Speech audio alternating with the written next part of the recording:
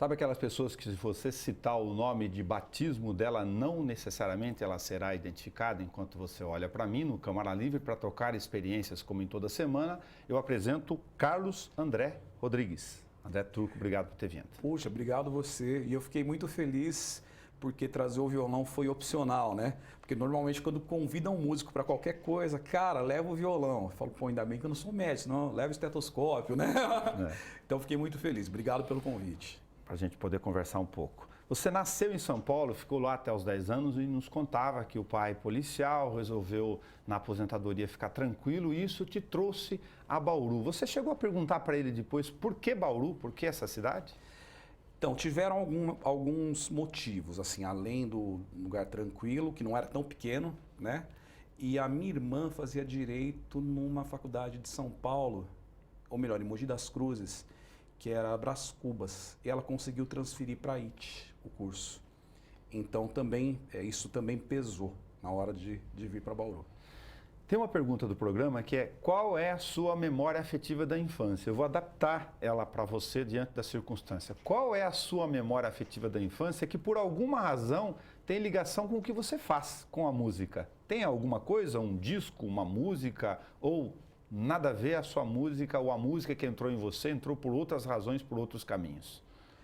Eu acho que é totalmente ligado à música, as minhas memórias afetivas, né? Não é uma, mas eu lembro de eu, assim, na segunda série, chegando e indo para o quarto ouvir os discos de vinil do meu irmão e tal, e tomando um cuidado extremo para que ele não percebesse ou não riscasse os discos. Coisa assim. Então isso é uma memória muito forte. Eu guardando o caderninho, indo pro quarto, sabia que ele só ia chegar à noite, eu ia lá, ficava escutando os discos de vinil. Você ainda tem vinil? Eu fui lá, comprei uma vitrolinha agora, porque eu guardei os que eu tinha. Eu não tenho mais, cara. Eu não tenho mais. Eu lembro que, acho que no final da década de 90, eu me desfiz dos discos. Você estudou no Colégio Ernesto Monte. A pergunta natural do colégio, dos colégios que a gente passou, era se lá tinha um palquinho, um canto, um salão para tocar. Tinha, e eu cheguei a tocar. Se eu não me engano, a diretora do Ernesto Monte, a Heloísa, acho que ela é a mesma ainda, desde quando eu estudei e tal. E ela abriu esse espaço lá pra gente, a gente tocava assim. Eu sei que você já respondeu isso pra gente num outro programa, então vamos fazer a refração de memória aqui na TV Câmara, que você tem um tempo de carreira e de vida profissional desde os 11 anos muito parecido com nós. Nós completamos pouco mais de 2 décadas também de emissão de TV pública, a gente conversou sobre isso. Aliás, tem nos arquivos da TV Câmara todo esse material que acaba fazendo um arquivo público das pessoas que circulam, que vivem a vida orgânica da cidade. E é muito legal fazer isso e reencontrá-los no tempo. Onde você identifica lá atrás que, poxa, olha, era isso que eu queria fazer? Quando eu olho para a minha própria trajetória, eu identifico isso de forma tranquila em? Então, a primeira vez que eu toquei profissionalmente foi no armazém, né? E aí foi meio que assim, é isso que eu vou fazer e pronto, assim. Tá. Em nenhum momento foi um lance que, titubeou, pensou em fazer outra coisa, não. Foi isso aí, pronto. Foi isso aí, pronto. Foi. Você começou pelo violão, começou pela guitarra, Não, pelo baixo, comecei nada? Cantando. Apenas cantando. Com 4 anos de idade, a minha família é evangélica. A igreja evangélica ela é muito mais musical nesse sentido. Então eu lembro que eu já ia lá na frente, no púlpito, eu pedia para o pastor antes, falava, vou cantar tal coisa, um hino, uma coisa assim. Ok. E aí pegava um músico lá da igreja que sabia acompanhar, ia lá e apresentava e tal. Tá. Então, Quando você associou o canto com a ideia de, bom, agora eu vou pegar um instrumento, vou aprender esse trem para eu me acompanhar? Foi mais tarde, porque no começo, até como eu estou te falando dos anos 90, eu só cantava em bandas. Ok. Porque os núcleos, né, que você podia se apresentar com bandas maiores. Depois de um tempo é que começou assim, puxa, tá meio difícil espaço para tocar e tal. Aí é que eu fui pegar o instrumento, mas foi bem mais tarde, já foi com 18 anos. Olha quanta coisa tem dos anos 90 em Bauru e da sua própria trajetória. Você me contou de um festival gospel, não tinha esse nome à época, em 91. Não tinha essa nomenclatura, né? Foi em 90, na verdade. Falei em 91, mas foi em 90 esse festival. Você já se enveredou para ir lá, falar, vou botar a cara lá para apresentar eu fiz umas coisa. músicas, um amigo que é o Wesley Tenório Quintela fez as letras e aí a gente participou e venceu assim esse festival, foi interessante. Eu comentava com você também nos anos 90, por coincidência, que a gente vai cruzar as trajetórias, de que quando a Unesp estadualizou no final de 89, 90 está na cara, a primeira turma de jornalismo da Unesp, todo mundo percorria os barzinhos, a gente chamava de circuito de barzinhos da Duque de Caxias. Vinha de antes da Telesp, quando a Telesp era pública, até a galeria onde tinha o Comprando lá em cima e o Braseiro lá em cima perto do Becassim. Confere? Sim, confere. Eu toquei, né, em alguns desses bares, eu toquei no Mocó do Brasil, que era do lado ali. Mocó, muito bom. Inclusive que é de um músico, né? O Soneca, né? Soneca. O Zé Augusto também canta, é cantor, tem até disco gravado. E toquei ali. E o baterista que tocou comigo no final dos anos 90, o Alexandre Russo, ele na verdade me parece que veio para Bauru porque o pai dele, que era o maestro Américo Russo, tocava no Comprando. Ficou uma temporada e acabou vindo para Bauru. E realmente é verdade, né? Tinha um Braseiro, né, também, do Paulo que rolava ali um MPB. Café Mania, para não deixar de citar O Café alguns. Mania na esquina, o Vilão, depois o Mocó do Brasil. Cara, eram só bares, né, na verdade, né? Sim. Se você observar, assim, era um bar do lado do outro. Muito legal essa época. O tempo e as mudanças e as gerações naturais criaram outros circuitos. Depois a cidade transferiu uma parte do volume dos bares de noite para tocar, mais para ouvir, ou mais um rock para curtir mais pesado, ou não, para balada, se fosse o caso, no final de noite na Getúlio Vargas. Isso tem casas hoje que já têm produtos específicos ligados a estilos específicos também, tem de country, tem de rock, enfim. Sim. Bauru teve casa de samba específica, né? Sandália de prata. Sandália de prata. É verdade. A cidade continua oferecendo as mesmas oportunidades para quem vive e milita com a música? Eu acho que sim. Eu acho que tem dois lados.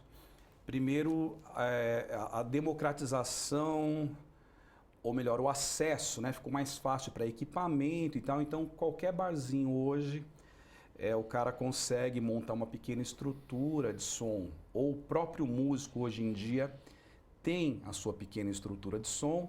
E isso já, vamos dizer assim, já abre uma porta para ele em qualquer lugar, para ele lá, vou fazer um som ao vivo aqui e tal. Então, você pode ver que praticamente todos os bares de Bauru hoje, eles têm música ao vivo. Certo. Não a estrutura para show, vamos dizer assim. É outra história. Isso ainda continua algumas casas, né? Estrutura para show, ir lá e fazer com banda, num cachê mais interessante. Mas de qualquer forma, eu sempre brinco, né? Tipo, a gente se tornou meio que trabalhador braçal da música. Então, trabalha pelo pão de cada dia mesmo. Nesse sentido, tá interessante, tá bom sim, é possível. Se você considerar essa questão do dia a dia com as oportunidades de andanças naturais, você tem palcos do SESI, palcos do SESC, casamentos, shows específicos, bandas, tributos que vão surgindo ao longo do tempo. Você tem 28 anos de estrada, isso é bastante considerável. É bastante tempo. São quase 3 décadas. Né? É verdade. Levando em consideração isso, tá bacana. Eu não tenho do que reclamar, não. Tocar 3 a 4 vezes por semana, cuidar da voz, a noite pelo dia. Eu já cuidei bem mais, viu? Eu já fui mais preocupado com a voz, assim.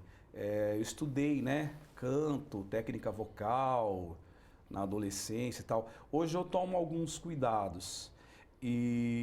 Mas eu vejo assim, eu tenho sorte de não ter me tornado fumante, cara. Legal. Eu vejo que os amigos fumantes, assim, eles estão com a voz um pouco mais deteriorada do que a minha. Sofre mais. Eu acho que sim. Agora, eu vejo isso e também é de cada um, né? Eu lembro quando podia se fumar dentro dos bares, eu vivia rouco, cara, mesmo sem fumar. Então eu tenho essa sensibilidade, vamos dizer. Agora, como não se fuma mais, a voz tá inteira. Na fase inicial, você alimentou, não que você não alimente essas vontades em você, mas você alimentou, talvez com outro direcionamento, músicas autorais, de querer cantar, tocar e fazer para ver se isso dimensionava uma outra direção? Sim. Hoje eu acho, né? Eu sou intérprete, né? Toco o tempo todo coisas de outros autores. Mas eu gravei, né? 2 CDs autorais. O Camaleão de A a Z e depois o Meus Segredos. Que até tem aí o único cover, uma música do Kiko Zambianchi, né? Autorizada por ele. Mas teve um momento que eu achava que sim, que ia viver só das composições e tal. E ainda componho, viu, Nelson? Legal. Mesmo isso não sendo assim, vamos dizer, né, aquele objetivo de viver da própria arte e tal, até porque hoje tem um outro conceito, eu acho que a arte tem que emocionar e se você está emocionando também, interpretando uma coisa que já existe, aí você vê artistas como a Elis Regina, por exemplo, que não tem uma composição própria, ou a Cássia, né, não tem nada dela que, isso é da Cássia Eller. Mas, puxa vida, então assim, chega até a ser uma besteira, uma vaidade, achar que aquilo seria o certo, viver das próprias músicas e tal. Mas que teve um momento que falava, não, eu vou viver das minhas músicas. Se você pudesse definir o Camaleão de A a Z, o próprio nome define ou não é o caso? Define porque ele tem música em inglês, ele tem música só de piano, ele tem um heavy metal que o Marcos Pópulo fez a guitarra, ele tem um reggae, então assim, foi meio que, ele tem uma coisa mais eletrônica, inclusive a gente nunca sabe, né? Eu acabei de completar 45 anos e eu brinco, né? Terminei o primeiro tempo, a gente nunca sabe se vai terminar o segundo tempo, mas eu não sabia se esse ia ser meu único trabalho, porque você vai, né, na vida, você perde pessoas, perde amigos jovens, perde... Porque você vê que pelo menos eu não acredito numa lógica. Então eu falei, pô, eu vou colocar aqui o que eu acho que tem que entrar pra ficar, assim. Uma coisa, não, o cara compôs tudo isso, de repente fosse o último disco. Né? Depois acabei fazendo esse outro, agora acabei compondo, mas na época do Camaleão foi meio que isso, foi em 2007 o Camaleão. Usando o próprio nome, sem nenhuma criatividade por minha parte aqui, quais são os seus segredos? Então, os meus segredos eu não revelo. Mas assim, não, mas é engraçado. O Meus Segredos é uma outra história. O Meus Segredos, ele é um disco autoral, onde as composições são de um cara lá de Ribeirão Preto, chamado Emerson Visnadi. Eu só interpretei esse disco. Ele é de inéditas. Legal. E tem uma música minha, chamada Olhos Traídos, e tem Quadro Vivo do Kiko Zambianchi, que até tem uma história curiosa, que eu abri alguns shows, né, do Kiko Zambianchi, e o Emerson, que também é lá de Ribeirão, é super fã do Kiko. E ele falava assim, puxa, velho, esse meu disco eu adoro que você interpretou todas as músicas e tem essa sua, faltava só ter uma do Kiko, não sei o que, eu adoro Quadro Vivo e tal. Eu falei, cara, eu tenho contato, o Kiko não é meu amigo pessoal, mas eu abri shows dele, tenho o contato dele.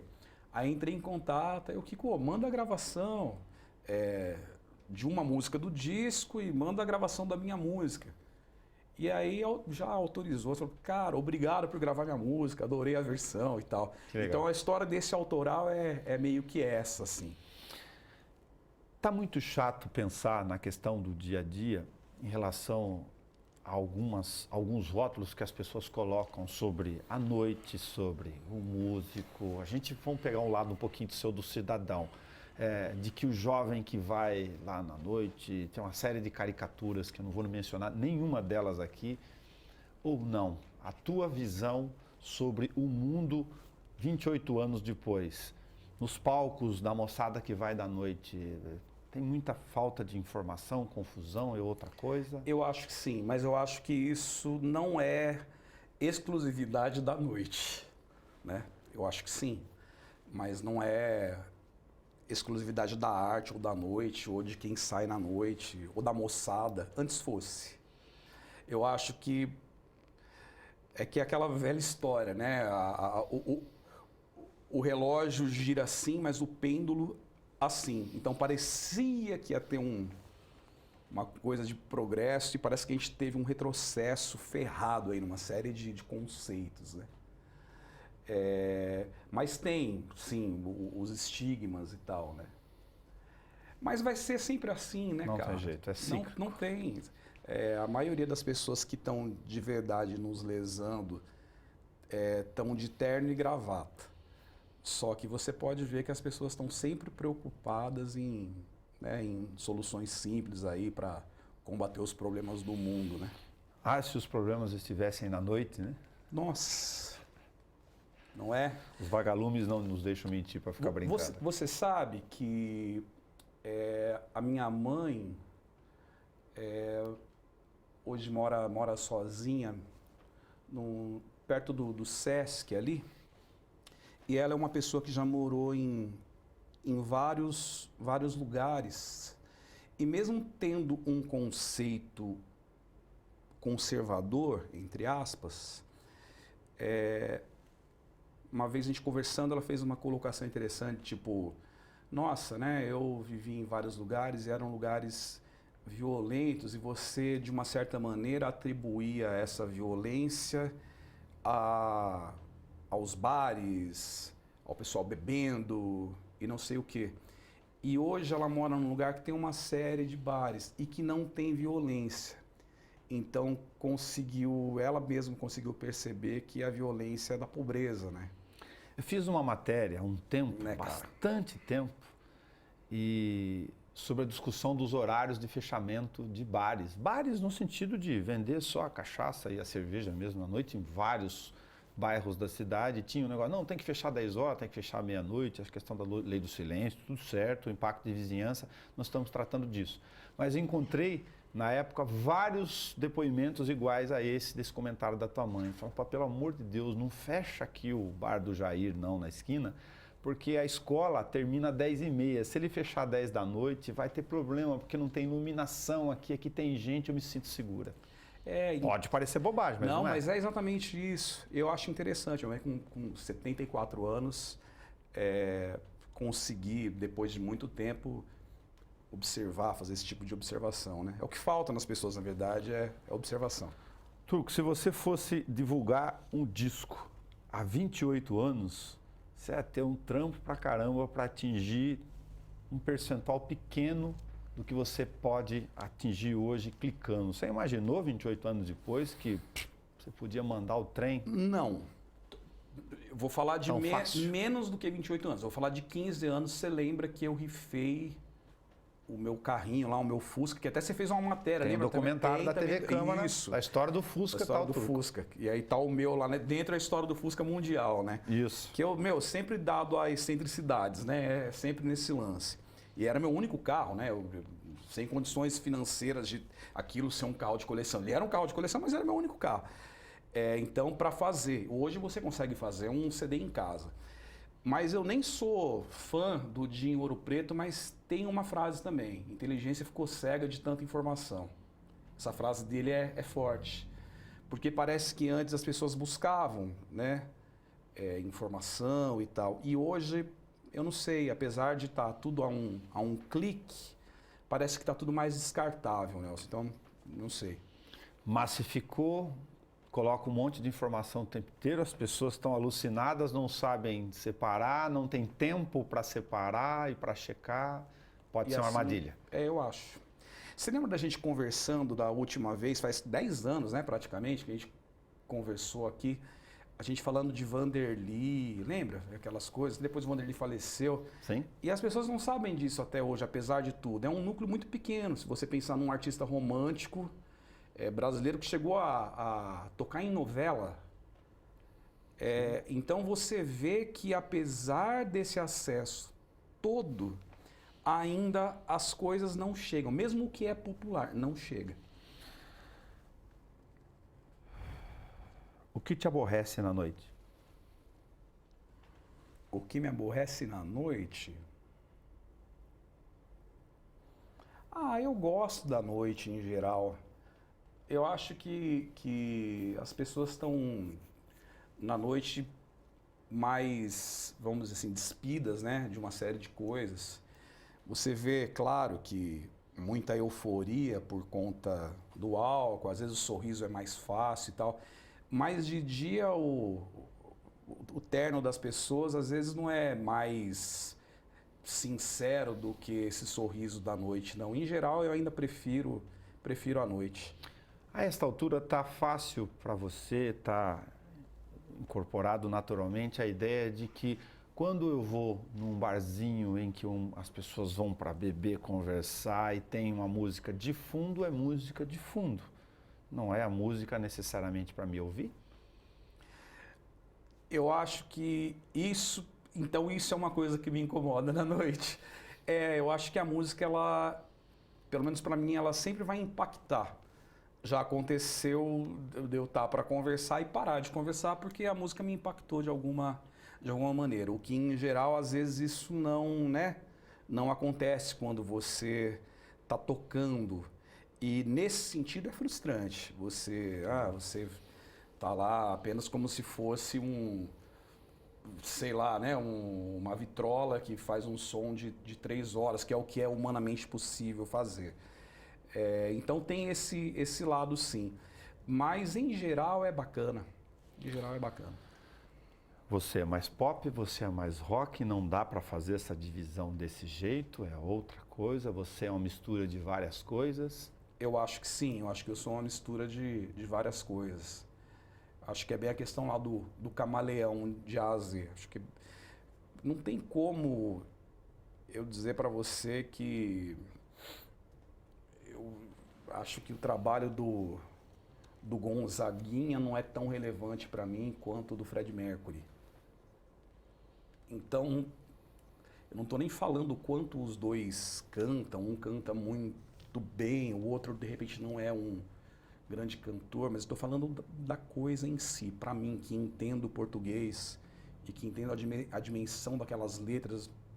Então, eu sou muito grato, na verdade, por ter me permitido ouvir tudo e ver que em cada estilo tem coisas muito boas e tal, e não ficar preso a é isso ou aquilo. Turco, as músicas falam. O que você quer falar com o Bobo da Corte? Puxa, cara, eu vou lançar ela logo em breve, viu, Nelson? Essa música é uma música que talvez tenha sido a primeira música que eu fiz, entretanto a letra eu fiz agora há pouco. O Bobo da Corte fala de uma profissão que era a única que podia criticar o rei porque fazia o rei rir. Se você pegar o bobo, né, o que é literalmente, né, o Bobo da Corte. Então, em tempos de coaching, vamos, vença, seja forte e tal, de meritocracia, dessas coisas todas, né, eu vou dando alguns dados imponderáveis, independentemente de você prefere apanhar de socos de esquerda ou de socos de direita, que tem gente que cada um prefere apanhar, né? Levar soco da esquerda ou soco da direita, cada um prefere apanhar de onde quiser. Mas então eu digo ali verdades que eu acho que são imponderáveis e, de uma certa forma, que bom poder dizer isso, porque eu sou o Bobo da Corte. Logo, logo a música sai, a gente vai fazer um clipe ilustrando e tal. Acho que você vai gostar. Manda pra gente que entra pro Área 14 da Rádio Câmara de Flores. Obrigado. Fico feliz. Essa ideia de ter uma rádio pública, vou puxar um pedacinho da sardinha para cá, onde você tenha espaços para a turma que está na nossa área de influência mostrar um trabalho autoral. A gente acabou de falar do exemplo do Vanderly aqui, né? Talvez seja um significativo exemplo porque a gente está conversando. Poxa, você produz, você faz música, você está na noite. Para nós é uma obrigação ter um espaço público onde você possa ser ouvido, onde você possa mandar a sua mensagem. Que bacana. E a gente está falando do Vanderly. O Vanderly em Minas é muito conhecido. Então, assim, bem isso, né? Culturalmente precisou ele ir embora para depois, né? Então. Isso romper fronteiras, né? É isso. Agora, é muito legal a questão da rádio, aqui da TV. Eu ouço o tempo todo a programação, ouço os trabalhos autorais que vocês rolam. E tem de tudo, né? Tudo mesmo. Então, tem rock, tem baladas, tem de tudo. E mesmo a programação de vocês também, que não é a autoral, ela lembra bastante a minha formação musical. Porque a minha formação musical, por mais que eu tenha ouvido os discos do meu irmão, como eu te contei, chegava em casa e ia escutar, mas ela foi feita pela rádio, na verdade. Legal. Eu lembro de eu escutando coisas nacionais, internacionais, e depois, através disso, se tinha dinheiro, eu comprava o disco, se não tinha, levava para um amigo gravar uma fitinha cassete daquele disco que você tinha ouvido na rádio. E às vezes depois o disco inteiro tocava na rádio, né? Não era uma música de trabalho, Sim. né? O disco inteiro. Eu lembro de coisas do Guilherme Arantes, do Lulu Santos, do Legião Urbana, do Paralamas, um disco, cara, às vezes com exceção de uma música, assim, não tocava. O resto tocava tudo, né? Turco, na tua árvore genealógica tem alguém que tocava, cantava alguma coisa? Tio, tia, avô, bisavô? Então, eu percebo que agora tem alguns primos, inclusive tem primos melhores do que eu musicalmente, não estão vivendo. O Andrei Senra, em São Paulo, é meu primo, tal. O cara toca muito guitarra, assim. Não vive de música, mas acho que é formado em música e tal. Eu sei que tem isso agora. Tá. E anteriormente, às vezes me contam que um bisavô lá atrás, acho que tocava, assim.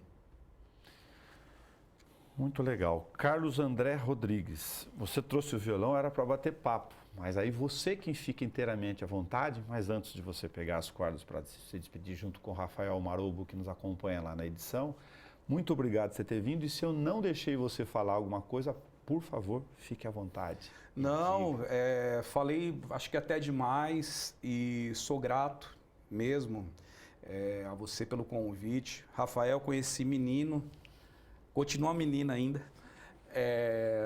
E sou grato em especial a Bauru, que é minha casa, né, cara? Eu não nasci aqui, mas como se tivesse nascido, todo mundo me trata muito bem em todos os lugares, não só nesse campo da música ou das casas, mas em todos os lugares, assim, acho que a música abriu uma série de portas para mim, mesmo em coisas que não estão relacionadas à música.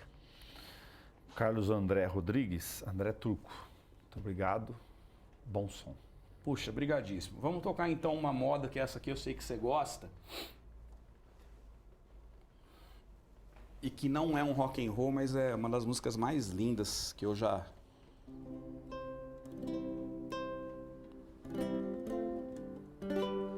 Ando devagar, porque já tive pressa, leve esse sorriso, porque já chorei demais. Hoje me sinto mais forte, mais feliz, quem sabe só leva a certeza de que muito pouco eu sei. Eu nada sei. Conhecer as manhãs e as manhãs, o sabor das massas e das maçãs. É preciso amor para poder pulsar, é preciso paz para poder sorrir, preciso a chuva para florir. Penso que cumprir a vida seja simplesmente compreender a marcha e tocando em frente. Como um velho boiadeiro levando a boiada, vou tocando os dias, pela longa estrada eu vou. De estrada eu sou. Conhecer as manhãs e as manhãs, o sabor das massas e das maçãs. É preciso amor para poder pulsar, preciso paz para poder sorrir, preciso a chuva para florir. Todo mundo ama um dia, todo mundo chora um dia, a gente chega, outro vai embora. Cada um de nós compõe sua própria história e cada ser em si carrega o dom de ser capaz e ser feliz. Conhecer as manhãs e as manhãs, o sabor das massas e das maçãs. É preciso amor para poder pulsar, é preciso paz para poder sorrir, preciso a chuva para florir.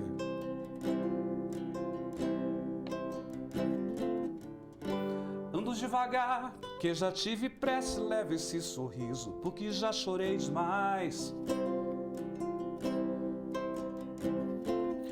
Cada um de nós compõe sua própria história e cada ser em si carrega o dom de ser capaz e ser feliz.